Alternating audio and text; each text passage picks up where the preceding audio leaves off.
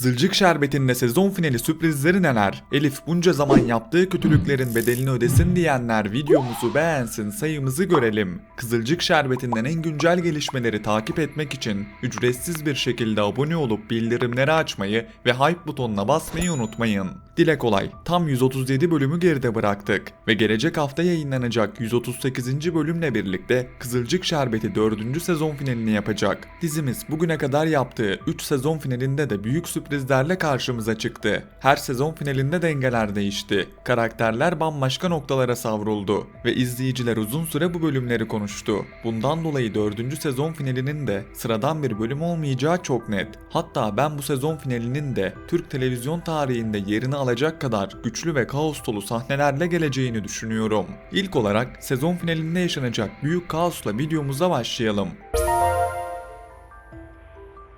Son bölümde Nilay, Elif'in sakladığı gerçeklerden haberdar olmuştu ve bu durumun peşine düşmüştü. Nilay, başta bunu kendi içinde çözmeye çalışacak gibi görünse de yeni bölümde bu gerçeği Başak'la paylaşacak. Ancak henüz ailenin bu durumdan haberi olmayacak. Hatta ben ilk süreçte Nilay ve Başak'ın Elif'e doğrudan cephe almak yerine ona yardım edebileceğini düşünüyorum. Ama işin rengi sonradan değişecek. Nilay ile Başak'ın abisi Asaf'ın kilitli kalmasının ardından Elif'in yine haddini aşan yakışıksız sözler söylemesi Başak tarafında bardağı taşıracak. Başak o noktaya kadar Elif'i idare edebilir, onun rezil olmaması için susabilir. Ama abisi Asaf üzerinden söylenen sözler ve Elif'in bitmeyen kibri artık dayanılacak gibi olmayacak. İşte bu yüzden Elif'in foyasının ortaya çıkacağı sahnelerin fitilini Başak'ın ateşleyeceğini düşünüyorum. Salkım ise duyduklarının ardından büyük bir şok yaşayacak. Fragmanda gördüğümüz gibi Elif'e okkalı bir tokat yapıştırması da bunun göstergesi. Ancak ben sezon finalinde yaşanacakların sadece bu tokatla sınırlı kalmayacağını düşünüyorum. Kızılcık Şerbeti her sezon finalinde büyük bir kaos yaratmayı seviyor ve bu kez o kaosun merkezinde Elif olacak gibi duruyor. Elif'in bu kadar kişinin önünde rezil olması, sakladığı gerçeklerin ortaya dökülmesi ve artık sığınacak hiçbir yerinin kalmaması onu çok daha tehlikeli bir noktaya sürükleyebilir. Benim burada iki ihtimalim var. Elif ya yaşadığı rezillik sonrası kendisine zarar verebilecek bir noktaya gelecek ya da tüm öfkesini Başak'a yöneltip ona karşı tehlikeli bir hamle yapacak. Çünkü Elif bugüne kadar yaptığı kötülüklerin bedelini ödemedi. Hep bir şekilde sıyrıldı. Hep kendini mağdur gibi göstermeyi başardı.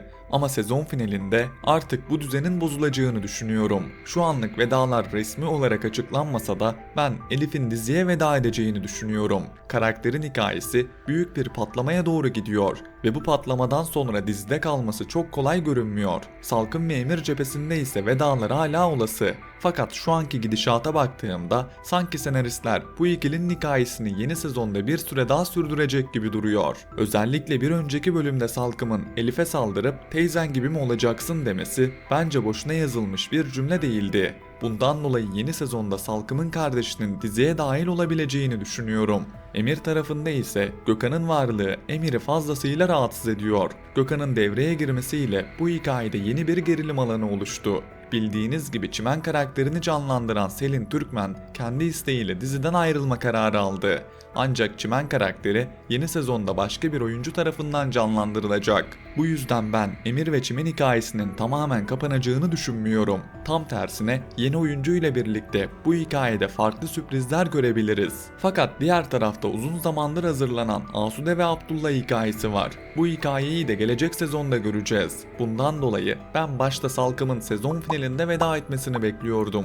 Çünkü Asude'nin Abdullah'ın hayatına daha güçlü bir şekilde girebilmesi için Salkım hikayesinin kapanması gerekiyormuş gibi duruyordu. Ancak şu anlık görünene göre Salkım yeni sezonda dizimizde yer alacak. Yine de bu durum Asude ve Abdullah hikayesinin rafa kalktığı anlamına gelmiyor. Bence birkaç bölüm sonra bu hikaye yeniden başlayacak ve Abdullah'ın hayatında çok ciddi bir yön değişimi izleyeceğiz. Zaten Kızılcık Şerbeti'nde 4 sezondur hep 2 sezon finali tarzı bölümler izliyoruz. Sezon finalinde büyük bir patlama yaşanıyor ama sezon içinde de hikaye bir noktadan yeniden kırılıyor, yön değiştiriyor ve bambaşka bir yere evriliyor. Bundan dolayı ben bunu yeni sezonda tekrar görebileceğimizi düşünüyorum. Yani sezon finalinde bütün kartlar açılmayabilir. Bazı hikayeler bilerek askıda bırakılacak ve yeni sezonun ortalarına doğru büyük bir kırılma daha yaşanacak. Peki Nursema İlhami ile gidecek mi?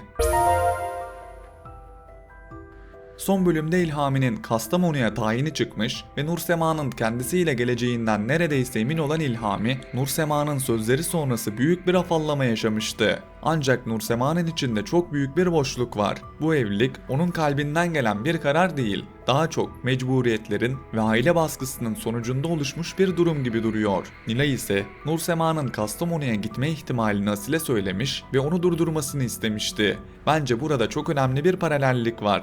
Asil, Nursema'nın nikahına yetişememişti ve Nursema ile İlhami evlenmişti. O gün Asil geç kalmıştı. Ama ben bu kez Asil'in geç kalmayacağını düşünüyorum. Bu sefer Nursema'yı durduracak ve onun istemediği bir hayatın içine sürüklenmesine izin vermeyecek. Çünkü Nursema'nın İlhami ile gitmek istememesi aslında her şeyi anlatıyor. Nursema eğer İlhami'yi sevse onunla giderdi. Bunu geçmişte Rüzgar örneğinde de gördük. Nursema sevdiği adam için gitme kararını alabilen bir karakter. Ama İlhami söz konusu olduğunda sürekli bahaneler üretiyor, sürekli geri duruyor ve aslında kalbinin başka bir yerde olduğunu belli ediyor. İlhami kötü biri olmayabilir ama Nursema'nın kalbine dokunan kişi de değil. Nursema'nın gözleri Asil'i gördüğünde bambaşka konuşuyor. Bundan dolayı sezon finalinde Asil ve Nursema arasında uzun zamandır beklenen kırılmayı göreceğimizi düşünüyorum. İlhami ve babası Ulvi'nin vedası ise kesinleşti. Bu da hikayenin nereye gittiğini çok açık gösteriyor. İlhami'nin vedasıyla birlikte Nursema'nın önünde yeni bir dönem açılacak. Ben Asil ile Nursema aşkını sezon finalinin son sahnelerinde göreceğimizi düşünüyorum. Belki büyük bir itiraf, belki bir yüzleşme, belki de herkesin beklediği o duygusal yakınlaşma gelecek. Böylece İlhami veda ederken yeni sezonda Asil ve Nursema aşkını izlemeye başlayacağız. Gelelim Kıvılcım ve Ömer'e.